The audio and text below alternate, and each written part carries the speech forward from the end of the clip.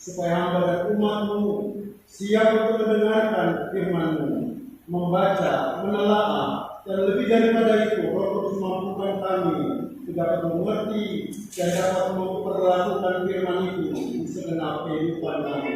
Bapa yang mampu menyampaikan kebenaran firman-Mu dalam segala kelemahan dan keterbatasan kami, berserah Tuhan berbicara bagi kami. Segala sesuatu jadi kehormatan dan kemuliaan bagi Allah dalam nama Tuhan Yesus firman kami. Amin. Bapak Ibu saudara-saudari yang saya hormati kasih dalam Tuhan kita Yesus Kristus, pembacaan Alkitab saat ini dari Injil Yohanes pasalnya yang ke-6 ayat 1 sampai ayatnya yang ke-15. Injil Yohanes pasalnya yang ke-6 ayat 1 sampai 15. Kita baca secara responsorial. Sesudah itu Yesus berangkat ke seberang danau Galilea, yaitu danau Tiberias.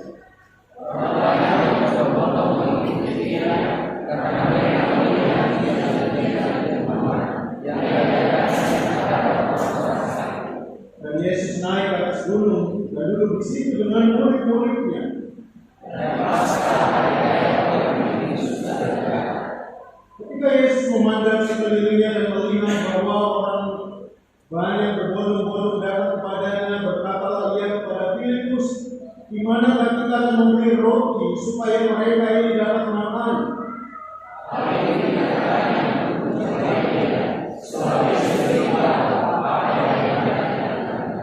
Jawab Filipus kepadanya, roti seharga 200 dinar tidak akan cukup untuk mereka ini, sekalipun masing-masing mendapat sepotong kecil saja.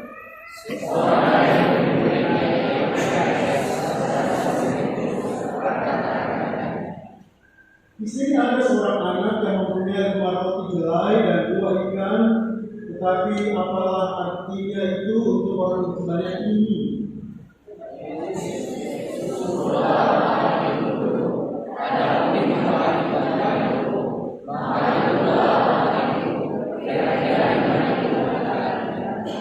Lalu Yesus mengambil roti itu, mengucap syukur dan membagi-bagikannya kepada mereka yang duduk di situ.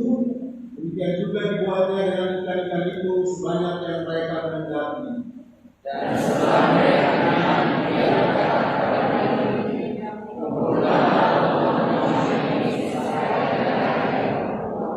maka mereka pun mengumpulkannya dan mengisi 12 bakul penuh dengan potongan-potongan dari kelima roti jelai yang lebih setelah orang makan.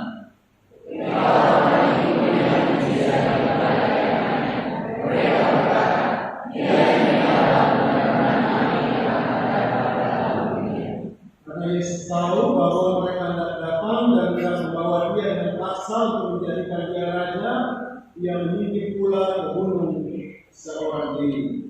Demikianlah sabda Tuhan. Berbahagialah kita semua yang membaca mendengarkan firman dan dapat memperlakukan dalam kehidupan tiap hari tertentu dalam Tuhan Yesus Kristus. Haleluya. Bapak Ibu saudara-saudari yang saya hormati, kasih di dalam Tuhan kita Yesus Kristus. Selamat siang, shalom. Shalom alaikum, damai sejahtera Tuhan beserta Bapak Ibu saudara-saudari. Menjadi harapan saya supaya shalom itu tidak pernah lepas dari kehidupan kita. Shalom itu dari Yesus Kristus. Nah, Bapak Ibu saudara-saudari, saya perkenalkan diri singkat sebelum saya mengajak kita semua menelaah bagian firman Tuhan tadi. Nama saya tadi sudah disebutkan. Nama saya Yohanes Devi atau Devi Yohanes Paliama. Saya dulu sekolah teologi di tempat kelahiran saya di Kota Ambon, Sulawesi Timur. Saya punya teman-teman dari dunia salam itu juga banyak karena ada kerjasama antara gereja kami, gereja Protestan Maluku dengan gereja dunia. Saya ada beberapa teman dari dunia yang juga sekolah bersama-sama bersama saat itu. Kemudian selesai kuliah, lalu kami dikaris. Kami tidak dikaris di gereja kami, gereja Protestan Maluku, tapi dikirim dikirim untuk vikaris di gereja saudara, Gereja Kristen Protestan Bali, GBKP. Gereja Kristen Protestan Bali, GBKP. Lalu berangkatlah kami ke Denpasar. Setelah kami di vikaris, persiapan dari pendeta. Lalu Bapak Ibu saudara-saudari, dalam masa-masa persiapan itu Tuhan memanggil kami lewat seorang pembangunan di sana untuk khotbah di lingkungan TNI, lingkungan militer di Denpasar. Lalu kami beberapa kali diajak untuk khotbah di situ dan mengikuti hamba Tuhan tersebut pelayanan, dan tanpa disadari Tuhan mempersiapkan jalan bagi saya untuk masuk ke lingkungan itu. Lalu beliau mengajak saya untuk masuk dan dia coba kamu tes apakah kamu masuk. Saya bilang, Pak Pendeta, saya ini diutus hanya untuk jadi pendeta saja. Jadi kalau saya tentara, bagaimana tanggapan Sinode? Sudahlah, masuk saja. Kalau lulus nanti saya yang ngomong ke Sinode. Karena Sinode saya ada dua saat ini, GPM dan Sinode tempat saya diutus Gereja Kristen Protestan Bali. Lalu saya bilang, saya tanya Tuhan dulu, kalau saya perkenankan masuk, berarti saya tes dan lulus, tapi kalau tidak, berarti saya akan menjadi pendeta saja. Nah, Bapak Ibu saudara-saudari, dalam perjalanan, kemudian saya coba mengikuti apa kata beliau, saya tes, lalu kemudian lulus di daerah, kemudian saya berangkat ke Magelang untuk mengikuti tes berikut di pusat, dan saya tidak kembali lagi karena saya harus mengikuti pendidikan kepolisian di situ. Itu berarti saya kemudian persiapan menjadi seorang anggota TNI. Dari situ Bapak Ibu saudara-saudari, singkat saya kemudian menjadi firman dan sakramen atau tentara dan pendeta di lingkungan Tentara Nasional Indonesia. Saya awal berdinas cukup panjang, saya lama di Kostrat. Di Kostrat saya bertemu dengan tahun lama, saya kurang lebih 16 tahun di Kostrat. Kemudian dari situ kami pindah ke Kodam 3 Siliwangi. Saya cukup lama juga di Bandung, Kodam 3 Siliwangi, dan kemudian kebutuhan pelayanan pendeta dukungan TNI, kami ditarik ke Kemah TNI di bagian Bintang. Kemudian setelah itu kami untuk pembinaan karir, kami pindah ke Kobatinan 3 dan membawahi Maluku dan Papua. Sekarang kami pun diperbantukan di Pusbintal TNI bagian Orang Protestan sebagai kasus Hisbin Rock Pusat Pembinaan Mental Tentara Nasional Indonesia. Jadi kalau Bapak Ibu bisa lengkap, saya bisa ketemu kita ataupun saya juga bergabung. Nah, itu sekilas Bapak Ibu, saya beristri 1 anak 1. Saya sekolah di Bandung, kemudian sudah pindah ke sini ikut saya, dan kami tinggal di Cijantung. Pindah itu Bapak Ibu perkenalan singkat, kita masuk ke Ibu. Bapak Ibu saudara-saudari, saya memulai dengan satu cerita yang keras. Ada 2 orang salesman. Mereka itu salesman di perusahaan sepatu. Mereka berdua diutus ke suatu tempat, suatu wilayah yang masih sepi, belum ada toko sepatu di situ. Otomatis kalau terjadi kemungkinan di daerah yang belum ada toko sepatu, prospeknya bagus. Maka 2 orang itu diutus oleh pimpinannya ke daerah itu. Orang pertama pergi, lalu dia menelusuri, menjajaki dengan seksama wilayah itu, mempelajari situasi yang ada, lalu dia kembali, lalu dia melaporkan kepada pimpinannya, bos, saya sudah menjajaki segala kemungkinan dan peluang di daerah itu. Kalau kita buka toko sepatu di daerah itu, sepertinya prospeknya nggak bagus. Loh, kenapa?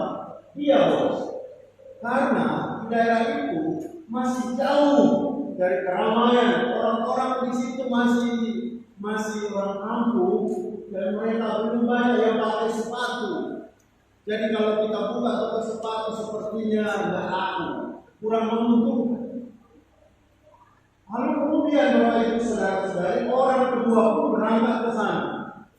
Lalu dia menjajaki segala kemungkinan dan peluang di sana, pelajari betul situasi dan kondisi pulang. Lalu dia katakan kepada pimpinan, bos, sudah saya pelajari kondisi di sana, sepertinya ini peluang yang sangat baik bagi kita.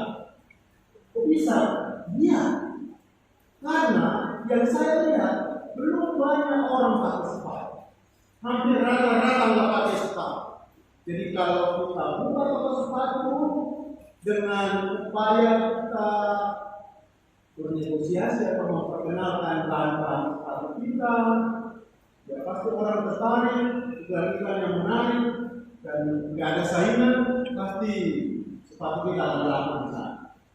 Bapak Ibu Saudara-saudari, objek yang sama, tapi dua orang punya persepsi yang berbeda terhadap objek itu. Nah, Bapak Ibu Saudara-saudari, kita diperhadapkan kepada konteks yang sama, objek yang sama, hidup di tengah-tengah dunia. Lalu, cara pandang kita kepada dunia di mana kita hidup dan ada bisa berbeda antara saya dan Bapak Ibu Saudara-saudari, atau antara si A dan si B terhadap objek yang sama seperti ilustrasi ini. Kalau saya bawa masuk pada bagian firman Tuhan tadi, Bapak Ibu Saudara-saudari, kita lihat di sini seorang tokoh bernama Filipus. Dia punya perspektif yang berbeda terhadap orang banyak.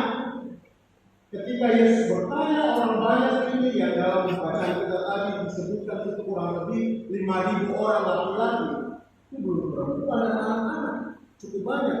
Dia punya perspektif yang berbeda terhadap objek itu. Dia katakan, kalau orang banyak ini mau dikasih makan, waduh 200 dinar sekalipun itu nggak cukup. 200 dinar itu, 1 dinar itu harga pekerja upah bagi orang Israel saat itu di mata uang Romawi. Dia katakan, kalau banyak orang itu 200 dinar nggak cukup, meskipun potongan-potongan kecil dibagikan ke orang banyak. Persepsinya berbeda, Bapak Ibu Saudara. Padahal yang ada di situ dan bercakap-cakap dengan dia itu Yesus. Yesus. Nah, kadang-kadang kita nih percaya kepada Yesus, tapi perspektif kita diperhadapkan dengan masalah pasti bisa berubah. Meskipun kita percaya Yesus, meskipun kita sudah berdoa di dalam nama Yesus, meskipun kita tahu Immanuel Yesus ada bersama dengan kita, tapi kalau diperhadapkan kepada problem nanti dulu orang bisa berubah. Itu terjadi dengan Filipus. Karena itu Bapak Ibu Saudara-saudari, kita lihat dalam ayatnya yang ke-5-6 di situ Yesus mencobai Filipus perihal memfirmankan banyak orang. Cobai dia dekat dengan saya. Tapi apa perspektif dia terhadap persoalan itu ketika saya menanyakan kepada dia kalau kita kasih makan orang banyak ini bagaimana? Nah, kita lihat ayat yang ke-7. Dia katakan, roti saya 200 dinar tidak cukup. Bapak Ibu, Filipus berada di wilayah tidak masuk akal. Betul lah itu. Sekali lagi, Filipus berada di wilayah tidak masuk akal. Kalau saya dan Bapak Ibu Saudara-saudari berhadapkan kepada hal itu juga, ya, kita masih berada di wilayah yang sama. Wilayah tidak masuk akal, 5.000 orang. Dulu perempuan, dulu anak-anak. Mau makan apa? Di tempat terpencil seperti ini, adakah peluang? Ternyata Filipus masih terkunci di dalam wilayah nggak logis, nggak mungkin lah itu. Tapi kita melihat menarik Bapak Ibu saudara-saudari, ternyata wilayah yang nggak masuk akal itulah itu wilayah mujizat. Sekali lagi, ternyata di wilayah yang nggak logis itulah di situ mujizat terjadi. Jadi kalau masuk akal, ngapain kita bilang itu mujizat? Justru wilayah nggak masuk akal, wilayah nggak logis itu wilayah mujizat. Nah, firman Tuhan hari ini mau mengarahkan perspektif saya dan Bapak Ibu saudara-saudari di wilayah yang nggak masuk akal itu, sama seperti ilustrasi tadi. orang banyak yang pakai sepatu, ada peluang nggak? Ataukah kita seperti orang yang kedua, ada peluang, ada harapan kalau Yesus ada bersamanya? Ayat 8 sampai 9. Kalau ayat sebelumnya kita lihat tokoh Filipus, dia berada di wilayah nggak masuk akal, nggak logis. Maka ayat 8 9 kita lihat tokoh berikut itu ada tokoh bernama Andrea. Dia beri sedikit peluang, dia beri sedikit harapan, ada gambaran bahwa ada seorang anak punya 5 roti dan 2 ikan. Dia kasih informasi itu. Bisa jadi ada percakapan-percakapan di antara mereka sehingga anak itu dengar, oh kami punya roti ada 5, kami punya ikan ada 2. Informasi itu disampaikan kepada Andrea. Dan Andrea sendiri punya perspektif yang berbeda dengan Filipus. Dari yang mustahil, dari yang sedikit itu, dia sampaikan informasi itu kepada Yesus.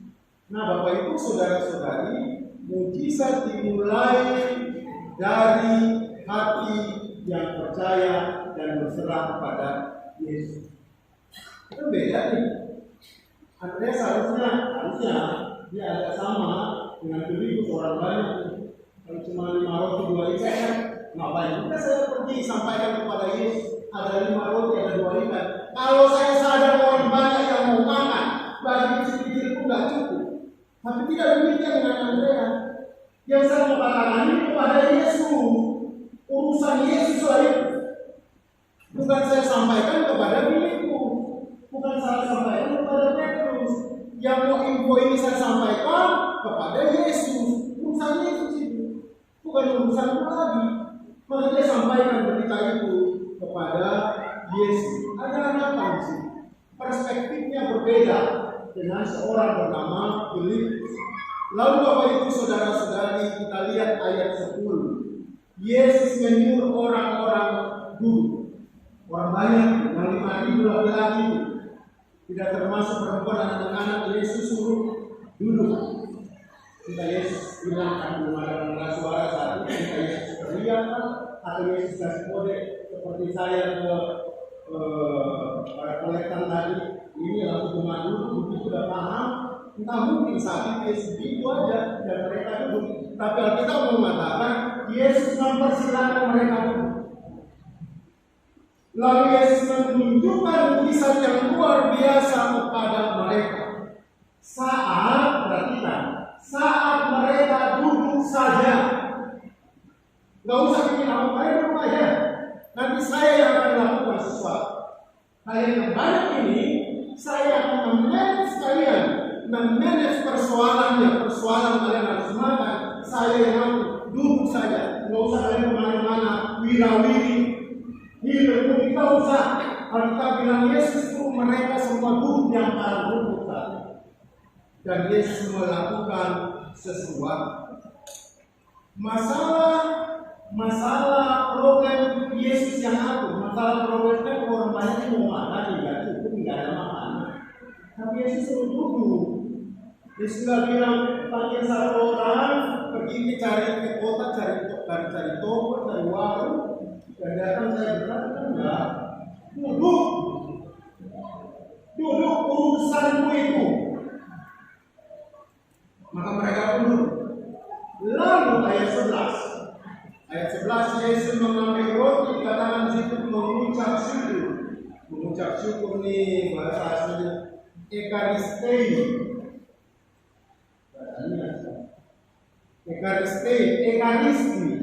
yang mengangkat roti dan mengucap syukur sama kita berjamuan. Dia tak mengangkat roti. Inilah tubuhku. Tapi saat itu tidak bilang inilah tubuh. Artinya dia mengangkat roti dan berdoa. Kalau kemudian Ekaristi dalam jamuan kudus, inilah tubuhku yang dipecah-pecahkan demi pengampunan dosa umat manusia. Ambillah dan makan.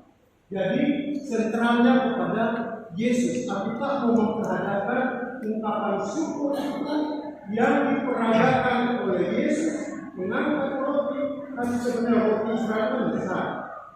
Persoalannya roti itu bukan cuma roti, tapi roti itu mengarah kepada Yesus. Makanya dalam Yohanes pasal 6 ayat 35, 48, ayat 51 kita dapat di situ Yohanes katakan Yesus itu roti hidup. Makanya ketika ia angkat dan mengucap syukur lalu memecah-mecahkannya dan dia membagi-bagikannya kepada banyak orang, lalu semua mereka yang hadir itu bisa makan dan masih ada sisa, masih ada stok, masih ada modal lagi 12 kapur. Luar biasa Bapak Ibu saudara-saudara. Pada sekolah minggu itu kan lalu 5 roti dan 2 ikan, Tuhan Yesus yang memberikan dimakan 5.000 orang, sisa 12 batu tertutup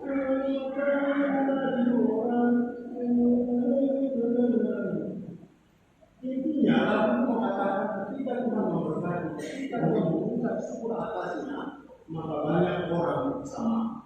Tapi hal yang menarik, saat itu mereka semua disuruh dulu. Apakah mereka disuruh melakukan sesuatu? Tidak ada di situ. Jadi pelajarannya bagi saya dan Bapak Ibu saudara-saudara untuk memanage konflik kehidupan kita, serahkan pada Dia. Kau duduk dan aku. Kalau kamu mengambil peranku di situ, kau mendapat apa-apa dan kau akan kecewa. Karena itu biarkan Yesus yang mengambil peran dalam agendamu, dalam harapanmu, dalam segala yang menjadi pergumulanmu. Nggak usah setengah-setengah kepada Yesus itu. Kadang-kadang kita masih setengah.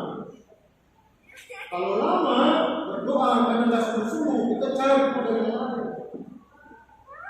Kalau kita belum berhasil di dalam menapaki masa depan, berdoa lama, kita cari yang hal yang lain. Duduk saja, dan aku akan melakukan sesuatu yang mengucapkan aku dan lihat kepada Yesus. Bapak Ibu saudara-saudari, pandanglah kepada Yesus sang roti surgawi itu, dan kita akan mendapatkan hal yang spektakuler. Ketika kita berada di dalam wilayah tidak logis, wilayah tidak mungkin, wilayah tidak masuk akal, di situ tidak ada kemampuan kita apa-apa, duduk saja, artinya serahkan pada Dia dan Dia akan lakukan sesuatu. Dalam wilayah tidak logis, tidak masuk akal itulah bisa terjadi. Karena itu ketika kita tidak bisa berbuat sesuatu, jangan andalkan sekali-kali kemampuan, tapi andalkan Dia. Maka apa yang menjadi pergumulan kita pasti terjadi. Asal matamu tertuju padamu, tertuju pada Yesus. Nah, Bapak Ibu saudara-saudari, itu kira-kira sekelumit penafsiran kita kepada bagian firman Tuhan. Lalu saya masuk dalam aplikasi, kira-kira apa sih pandangan firman Tuhan bagi saya dan Bapak Ibu saudara? Bapak Ibu perhatikan, setelah selesai peristiwa itu, orang banyak sudah makan, 5.000 orang tanpa perempuan anak-anak itu ya, dan itu banyak. Mereka sudah makan sampai kenyang, masih ada sisa. Kita lihat, akhir dari cerita itu tidak ada lagi anak itu. Anak yang tadi memberikan inilah roti, memberi informasi, aku mestinya, kami mestinya roti dan 5 dan ikan 2. Tidak ada lagi ya. Lain cerita tidak lagi disebutkan anak itu. Tetapi yang muncul adalah hanya Yesus. Kita lihat ayat 14, ayat 15 tidak lagi mengulas tentang anak yang menginformasikan tentang kami punya 5 roti dan 2 ikan. Tapi ayat terakhir hanya mengulas tentang Yesus. Hanya Dia yang punya kuasa. Yesuslah yang jadi sentral dalam kehidupan. Yang pertama. Dan yang kedua, Bapak Ibu saudara-saudari, kita mendapat pesan bahwa kadang-kadang dalam hal memberi itu kan orang ingin dikenal. Tapi Yohanes memberikan pesan, kalau memberi sesuatu bukan supaya Anda dikenal. Makanya anak itu dia memberikan informasi, kami punya roti. Tapi cerita akhir cerita itu dia nggak ada lagi. Yohanes nggak munculkan dia. Jadi kita ini Bapak Ibu saudara-saudari pun kalau memberi sesuatu buat Tuhan, adalah bukan aku. Berkatmu iya, tapi itu datang daripada Tuhan. Karena itu bukan supaya kita yang dikenal, tetapi supaya Yesus yang dikenal. Sekali lagi supaya Yesus yang dikenal. Kadang-kadang orang memberi, tapi ingin dikenal. Saya memberi, ya orang tahu saya, apalagi saya berani. Apalagi kalau itu tulis Tuhan, ya nama saya, lengkap dengan nama. Luar biasa, orang jadi tahu saya. Di situ Yesus bilang, tapi aku lah yang nah, itu beberapa pesan yang dimunculkan oleh Injil Yohanes kepada kita. Yang pertama, Yesus saja segala-galanya, mentari hidupku. Dan yang kedua, kalau memberi untuk kemuliaan Tuhan, bukan memberi. Bapak Ibu saudara-saudari, ada seorang ibu janda dalam kondisi ekonomi yang begitu sulit, dengan anak-anaknya dia berdoa setiap saat. Kebetulan juga di kos-kosan, dengan tetangga yang tidak terlalu percaya tentang kisah dia. Itu berdoa, Tuhan, dalam segala keterbatasan aku bersyukur untuk pemeliharaanmu. Meskipun kami ada dalam kekurangan, kami belum makan, tapi aku percaya kau mampu memberikan segala-galanya bagiku dan keluarga rumah tangga. Tetangga yang tak percaya Yesus hanya bisa menghibur. Mana ada?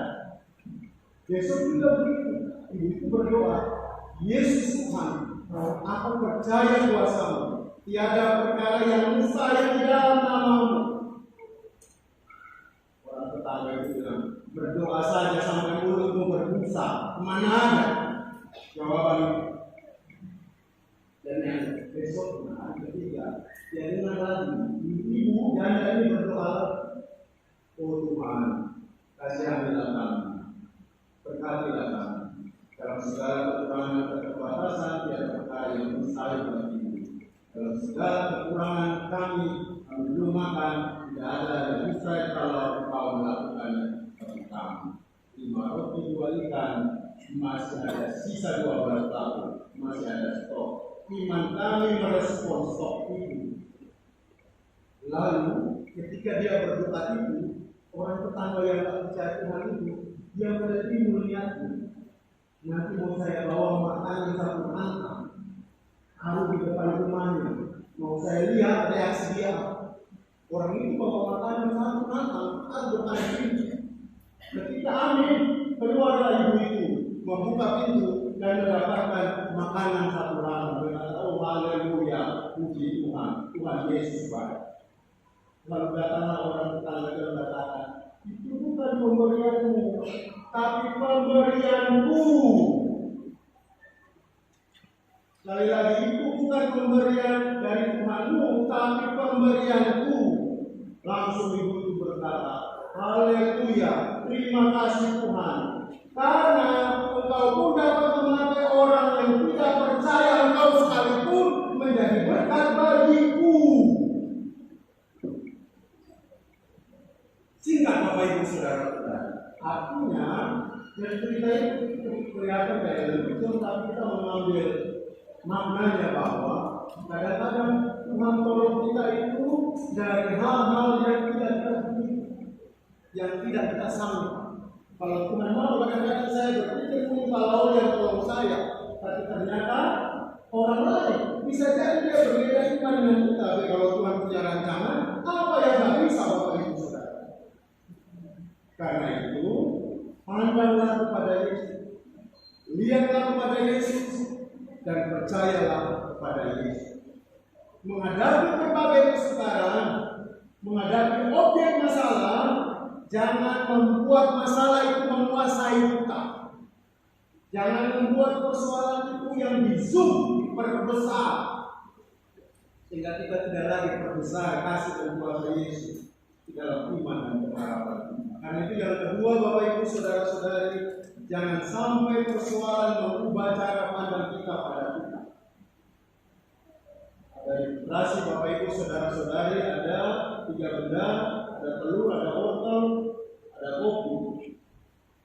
Diambillah oleh seorang ibu untuk belanja itu, lalu kemudian dia panaskan air, panci, api, lalu air itu mendidih, dan dia masukkan telur. Habis telur mentah. Telur yang mentah itu kan mudah rapuh, mudah pecah. Tapi ketika dimasukkan ke air yang panas, dia berubah menjadi keras. Begitupun wortel. Wortel itu kalau mentah keras, tapi ketika dimasukkan ke dalam air yang panas begini itu, wortel yang keras itu berubah menjadi lembut, ya Bapak Ibu Saudara-saudari. Kita lihat wortel dan telur berubah. Apakah air berubah? Tidak, kan Bapak Ibu Saudara-saudari. Air tetap air, tetap bening, dan air itu tetap panas, tidak berubah. Objeknya tapi yang berubah telur dan wortel. Mungkin saya dan Bapak Ibu Saudara-saudari diperhadapkan pada masalah. Kalau masalah itu pelik, bisa saja merubah cara pandang kita, bahkan merubah sikap kita.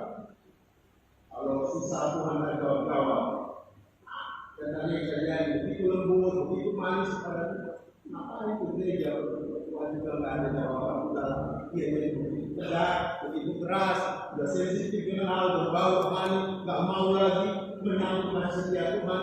Apalagi kalau orang sampaikan kepadanya, mana ada. Berikutnya kedua, orang juga bisa seperti orang yang begitu teguh dengan imannya, tapi diperhadapkan kepada masalah yang bertubi-tubi, pun bisa berubah Bapak Ibu Saudara-saudara. Para murid juga begitu, pernah berubah. Awalnya dipanggil Bapak Ibu Saudara-saudari dari penjara ikan menjadi penjara manusia dan ingat kepada iman. Tapi ketika Petrus ditanya, engkau bagian dari dia itu? Yesus bilang, aku tidak kenal orang itu. Bahkan para murid, saking takutnya, mereka yang tadinya penjara manusia kembali kepada penjara ikan. Dari ikan beriman, kembali lagi dari iman ke ikan. Kadang-kadang kita pun juga seperti itu, Bapak Ibu sudah bisa berubah. Tapi kita melihat yang ketiga, kopi. Kopi dimasukkan ke air yang panas tadi. Justru kopi tetap kopi. Bahkan dia merubah air yang panas itu seturut warna kopi. Kalau kopi itu hitam, jadi hitam. Kalau kopi itu warna coklat atau white kopi, sesuai warna kopi. Tapi yang paling penting wanginya itu loh. Semakin panas air itu, semakin wangi. Aroma kopi itu tercium kemana-mana. Disitulah orang Kristen harus hadir seperti kopi. Diperhadapkan dengan tantangan, dengan persoalan, jangan pernah berubah. Tetap kehadiranmu nyata sebagai anak-anak Yesus yang percaya kepadanya, tidak berubah termakan situasi dan kondisi genting sekalipun. Sebab apa Bapak Ibu Saudara-saudari, di balik wilayah tidak masuk akal, sesuatu yang impossible, tetaplah percaya, tetaplah wangi imanmu, karena Tuhan berkuasa atas kehidupan. Di tengah tantangan dan persoalan pada objek kehidupanmu, disitulah imanmu dipertaruhkan. Iman Anda juga iman saya. Sebab Tuhan juga diperhadapkan dengan tantangan dan persoalan, di situ iman kita dipertaruhkan. Dan cara pandang kita kepada Dia yang kita sembah dan kita percaya itu akan tetap menjadi bagian kita mau percaya atau tidak. Dan yang berikut Bapak Ibu Saudara-saudari, tetaplah minta Tuhan tolong di tengah-tengah objek kehidupan kita. Kita juga tidak hidup di surga, tapi kita hidup di dunia. Dunia dengan segala permasalahan. Tuhan Yesus mengajarkan satu hal. Kalau kau berdoa dalam Matius 6 ayat 10, Bapa kami yang di surga, dikuduskanlah namamu. Mu itu di mana ya? Di surga. Bersama namamu, datanglah kerajaanmu. Berarti datang mana? Sini, bumi mana kita ini. Datanglah kerajaanmu di bumi seperti di surga. Makanya ketika Anda punya masalah dan pergumulan, minta datanglah kerajaanmu padaku di bumi keluarga, bumi pekerjaanku, bumi usahaku, bumi pendidikan, kuliahku, bumi harapan jodoh, harapan untuk jangan macam-macam. Minta Tuhan masuk di bumi itu. Dan biarlah keadaannya jadi dengan dia jadi. Jadi di bumi mana kita itu seperti apa yang ada di surga. Surga itu pusat shalom yang saya katakan. Kalau shalom itu jadi mintalah dari dia sebagai sumber segala perkara. Maka itu akan jadi kepada. Mintalah dan serahkan hidupmu pada Tuhan Yesus. Maka persoalan di bumi kita, bumi masing-masing Bapak Ibu Saudara-saudari akan terpecahkan.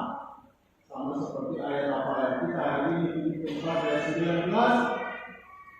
Katakan di situ, Allahku akan memenuhi segala keperluanmu menurut kekayaan dan kemuliaannya dalam Kristus Yesus. Kita sama-sama ucapkan ayat hafalan itu Bapak Ibu Saudara-saudari. 1, 2, 3. Allahku akan memenuhi segala keperluanmu menurut kekayaan dan kemuliaannya